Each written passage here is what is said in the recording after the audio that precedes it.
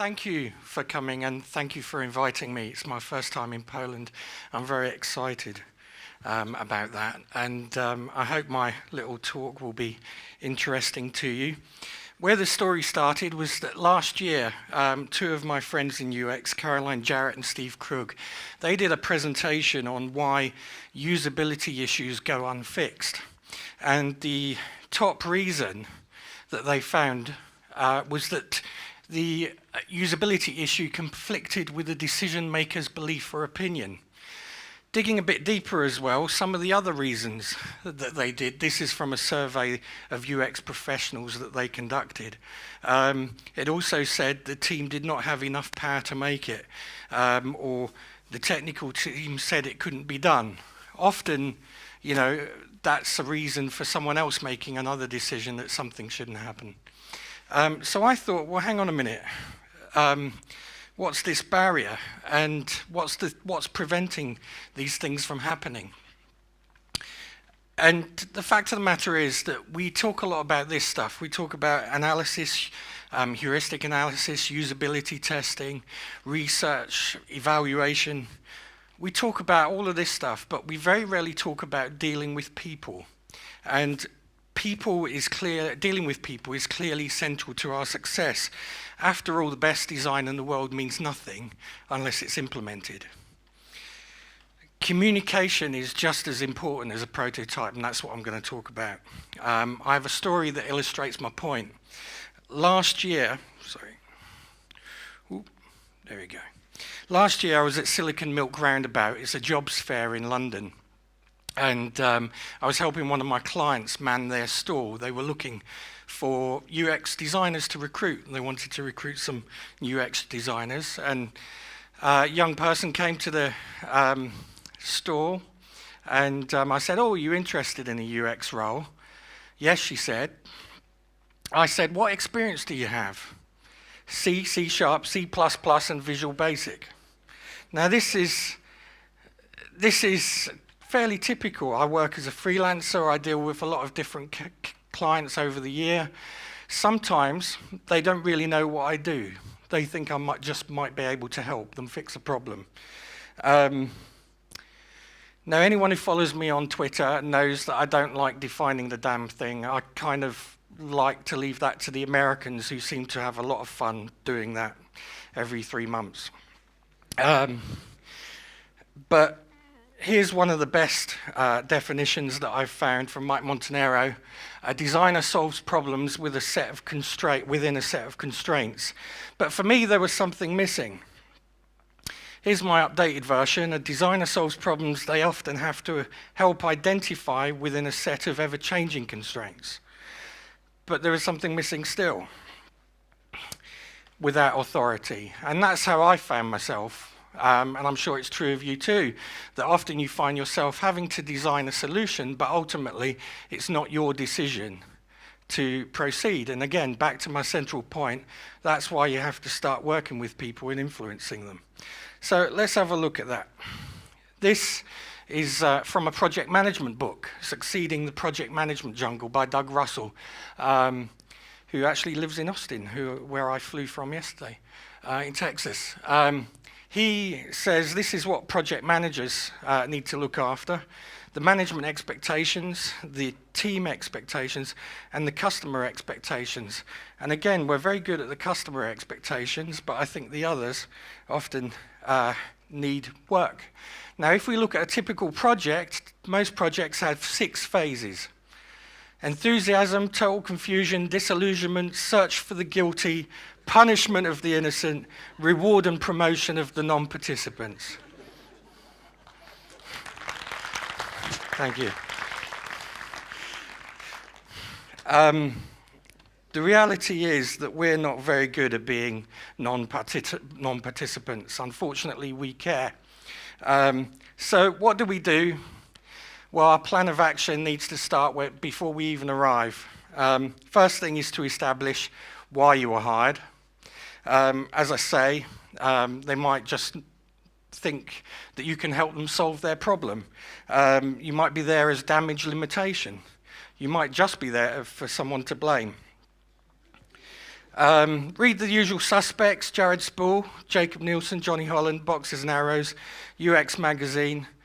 This is your underpinning knowledge, as we call it.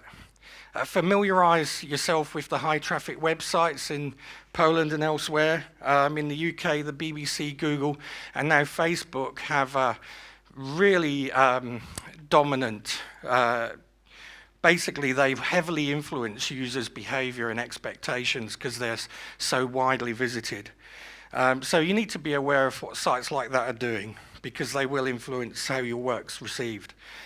Question everything around you. I am a bit of a curmudgeon these days. I go into shops and I say, why is that like that? Gosh, stupid.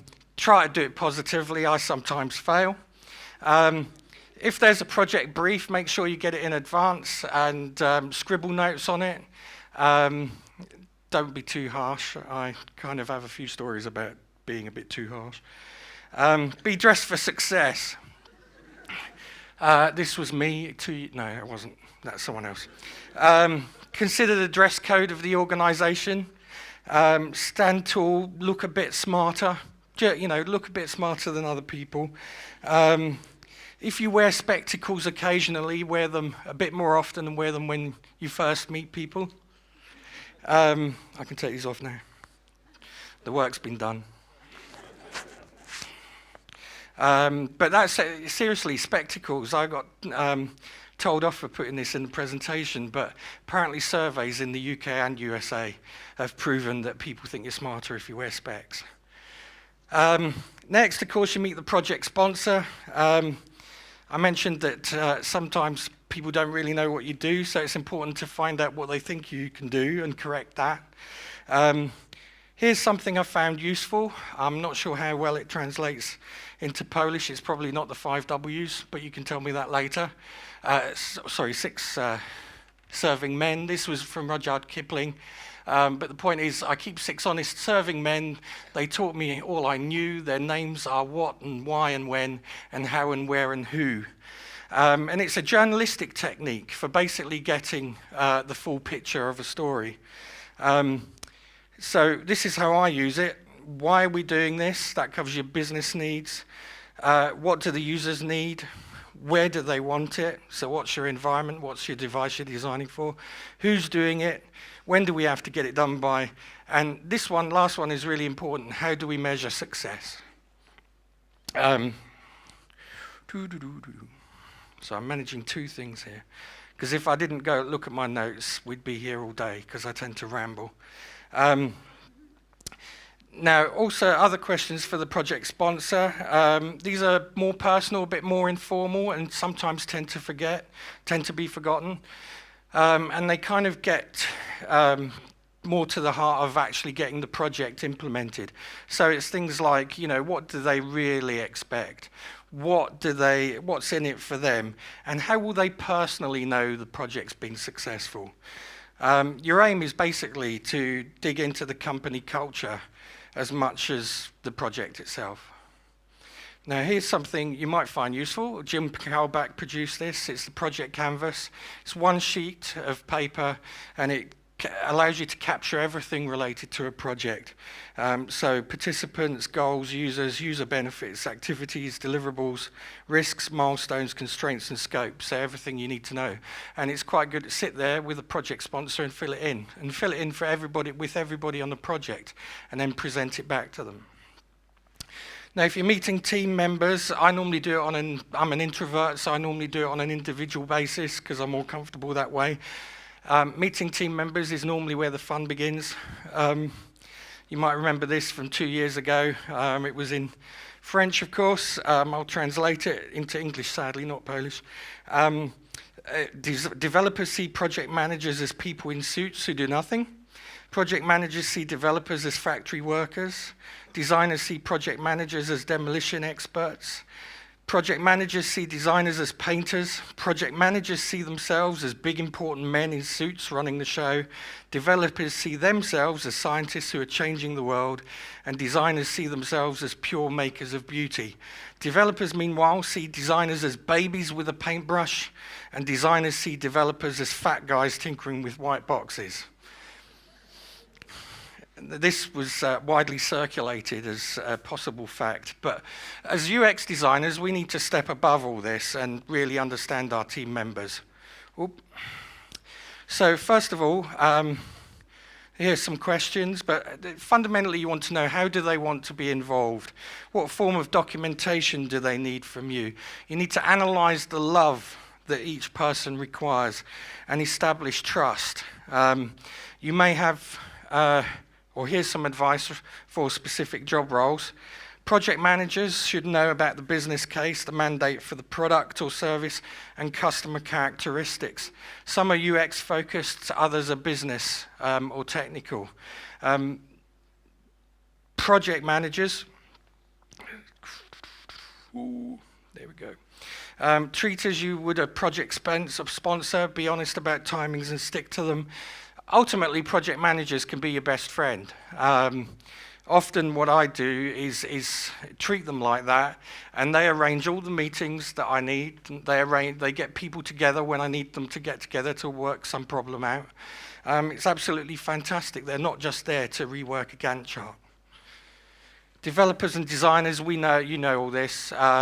Involve them as early as you can. Designers will understand the brand constraints. Developers will understand the technical constraints. They'll know where things can be bent to work. And also, it's not this simple. Of course it's not, otherwise I wouldn't be here talking. Now, I'm sure you're familiar with the US comedian Bill Cosby, and you've probably had days like this where communication seems difficult. Very lovely, thank you.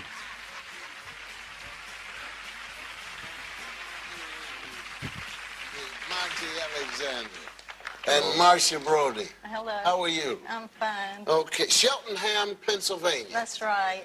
Yeah.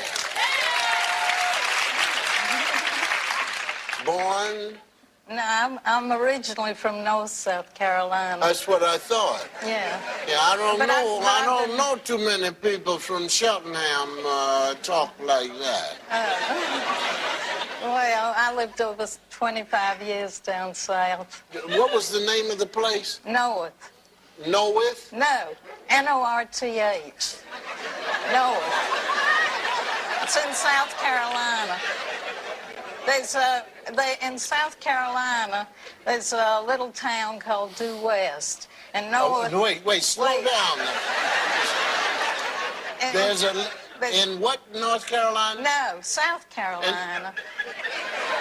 In South Carolina, there's a little town called Due West, and North is 90 miles southeast of Due West. It's right. It's true. North is south of the capital, Columbia. You understand?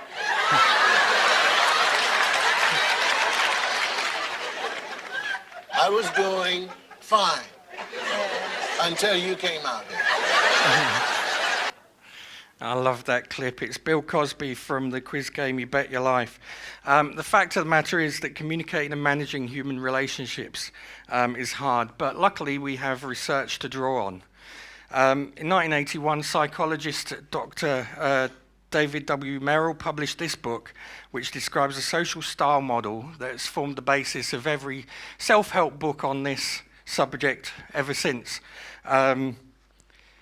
He reckons that there are 4 basic human social styles. The driver, fast, intense, formal, risk-taker, likes to be in charge. They're in the top right of the screen.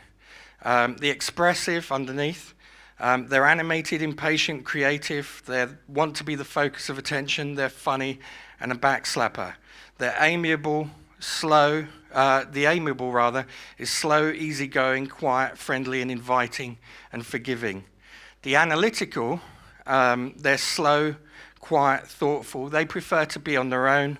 In short, this model suggests that 3/4 of the population have a behavioral style that's different to yours. And they've done this research in the UK and the USA, And my understanding is that other countries, you might have, in those countries, it's split 25%, 25%, 25%, 25%. In other countries, the percentages might vary, but there are still 4 groups. So, you know, it's another reason it's hard, is that 75% of people are probably different to you. So what should you do when you meet somebody who's a driver? Well, they're fast, intense, and formal. So focus on the present, get straight to the bottom line, and speak in terms of short-term concrete results. Give them options. So if you're discussing a wireframe, for example, focus on what the wireframe's going to achieve, perhaps. And maybe you want to choose your battles carefully with a driver. Don't get into a control context, but don't back down don't back down if you believe you're right. Looking at the expressives, with them, they're animated, impatient, creative. They want to be the focus of attention and a bit of a backslapper. Humor is quite good you know, but you would want to work with them in terms of humor. You don't want to crack a joke that's better than theirs. That'll upset them. Focus on the future and the big picture. So if you're discussing wireframes again, discuss where the wireframes are going to take the project and how they'll develop in the future. Complement them and don't dwell on the details too much. With the amiable, they're slow, easygoing, quiet, friendly, and inviting. With them, you want to be flexible, emphasize a team approach. So again, when you're discussing wireframes, perhaps you'll refer to all the conversations that you had and what was said with other team members that went into that design. So you're not just saying, well, I've designed it like this. You've said, and this is what other people said that led to the design. And give them a bit of time. Don't hurry them. And then finally, the analytical. They're slow, quiet, and thoughtful, prefer to be on their own. I'm probably like this. Talk facts. They want to know the whole picture, so talk about the past, present, and future. And be logical. So if you're going to present wireframes beforehand, have a think about how to present them. Don't just go, here you are, and try to talk through them. Now, this is another academic, Clifford Nass. He's a professor at Stanford. I think I can say he's one of us working in HCI. However, what Clifford has done is to produce guidelines for effective human relationships by researching how we interact with computers. To put that another way, we can learn how to work better with other humans by looking at how humans work with computers. It seems for social science experiments, the computer is the perfect confederate. And I thought I'd play you a clip of Clifford introducing this topic.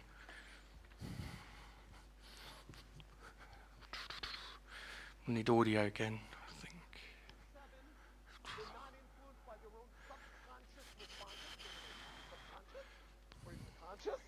And they can avoid users' unconscious biases by not manifesting gender, age, etc., those other characteristics. So it finally occurred to me, I know you guys figured out much quicker than I did. It took me a long time, but I realized, aha! We can use computers to answer questions, not simply steal from the social sciences, not simply steal from the effective way people should deal with people to understand technology, but we can do something much better. We can actually discover how people can effectively work with people, not only improve technology, but improve people as well. Now, the point is that human beings, human beings treat computers and other devices like people. We empathize with them, argue with them, and form bonds with them. We even lie to them in order to protect their feelings. For an insight into Clifford's methodology, here's how he investigated whether modesty and self-criticism was a good idea. So we had a telephone system that did recognition, right? The ones like the airlines when you call up and say, I'd like to book a trip to Boise, and sometimes it understands you and sometimes it doesn't. It's interesting to note that most, virtually all, currently deployed voice systems are modest. When something goes wrong, they say something like, this system failed to recognize what you said, right? Or they'll say, I'm sorry, I made a mistake, okay? However, we also designed a system that said, Please speak more clearly. Shape up. You know, stop mumbling. Speak more slowly. Get it right, bozos. Now, while you're all laughing at that, think in some sense that probably would improve accuracy. That is to say, if you did speak more clearly, things would go better. But all of you think, God, no system would ever say something like that to me.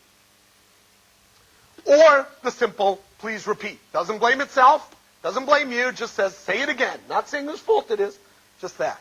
So let's see what happens. This was an Amazon.com voice website. People were ordering books on Amazon. How willing were they to buy books? Well, when the system blamed itself, that is, was modest, they were very happy to buy books. And when the system didn't blame no one, they were also very happy to buy books. Basically, no difference. But when the system blamed the user, they weren't going to buy books from it. No big surprise, right? After all, it's obnoxious, the heck with it. Okay? How friendly was it? This one, you don't need to be a social psychologist to know the answer is when it blames itself, oh, what a nice guy. Blames nobody, okay, but it's not as nice as blaming yourself. And, of course, blaming you is pretty obnoxious. Okay, no surprise there. How smart was the system? Okay? Well, when the system blamed itself, it's there. When it blames no one, it's smart. After all, it just told you it's more stupid. It said, I didn't understand that. Didn't understand that either. Didn't understand that at all. Smarter? What about when it blames you? It's a genius. Now, you may wonder, why is that? And the answer is, think about movie critics. The smartest movie critics are the ones who hate all movies. And the dumbest movie critics are the ones who like all movies.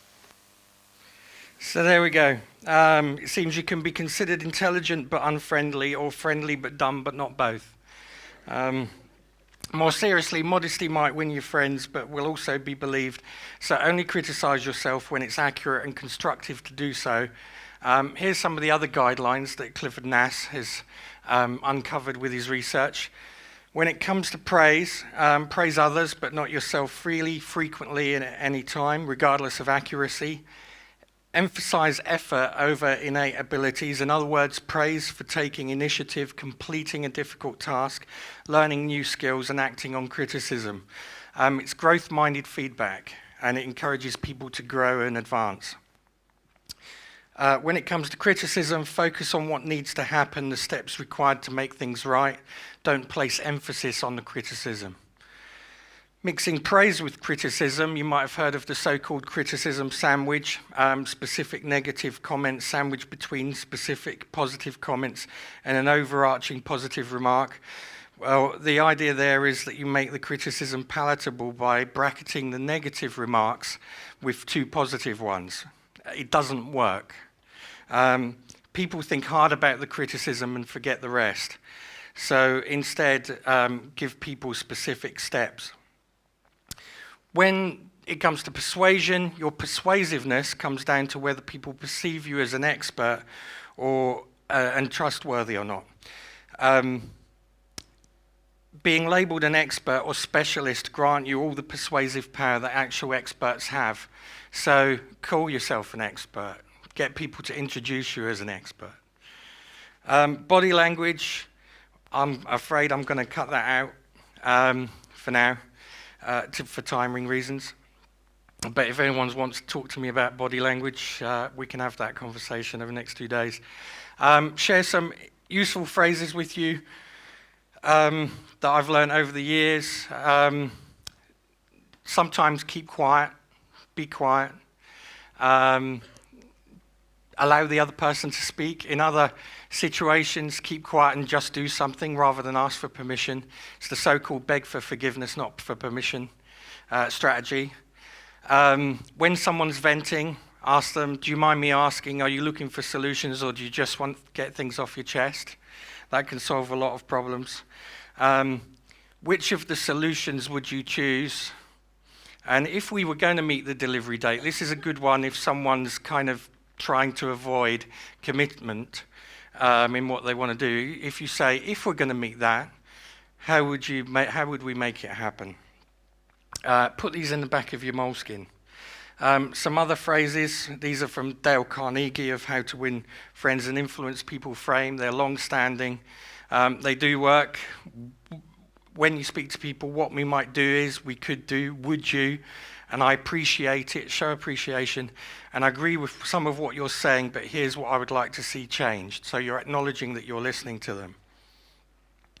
If I have a message, it's this.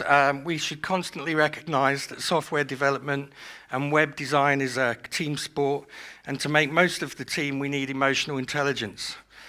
Team Geek authors Brian W. Fitzpatrick and Ben Collins Sussman argue that almost every social conflict can ultimately be traced back to a lack of humility, respect or trust.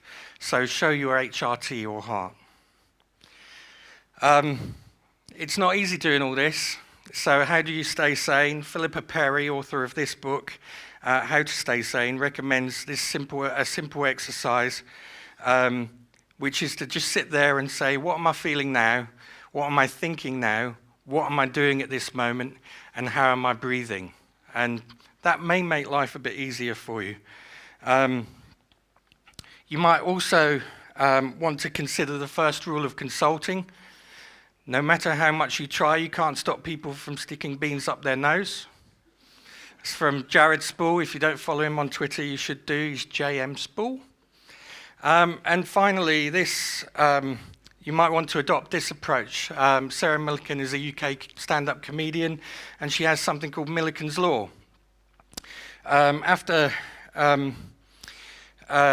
Essentially what she's saying is that by 11 o'clock in the morning, you need to have stopped sulking if you've had a bad day the day before, or you need to have stopped celebrating if you've had a good day. Because if you continue it beyond 11 o'clock, then it's going to have a negative impact on the rest of your day. Now, bear in mind, comedians generally work between 7 p.m. and midnight. So you might need to adjust the 11 o'clock start, but that's Millican's Law. Now, you might be wondering whether all this hard work of dealing with people is worth it. It's a personal question with a personal answer. My own view is best summed up by a recent documentary film. It's not by a UX designer. It's about an 85-year-old sushi chef, and the film is called Jiro Dreams of Sushi.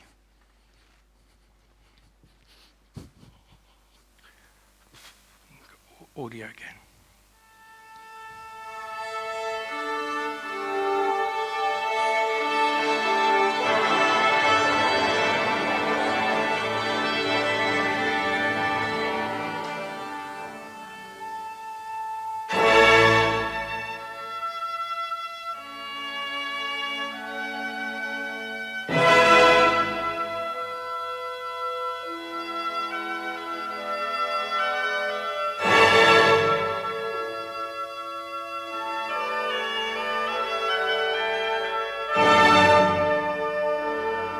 今仕事しててこの年になって完璧だとは思っていないからね。親父さんまだ悔いがあるったらおかしいよ。で、せがれがかわいそうだから早く譲ってあげてって。ずっとまあ親父さんがやっていければそれでいいんですけれども、そうはいかないですから、いつかは交代しなきゃいけないですから。そこまで頂上まで行けば完璧かもわかんないけど、じゃあこの頂上はどこかっていうとわかんないわけですよ。抜いてやっと並んだ。そのぐらいやっぱり親父の影響ってそんなもん。やりたが夢だったっていうのがありますよ。こうやったらいいかなって夢でしょあ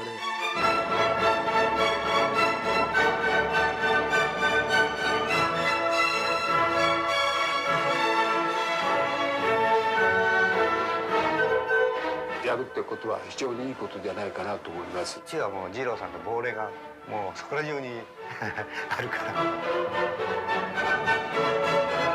好きにならなきゃダメですよ。それ自分の仕事に惚れなきゃダメなんですよ。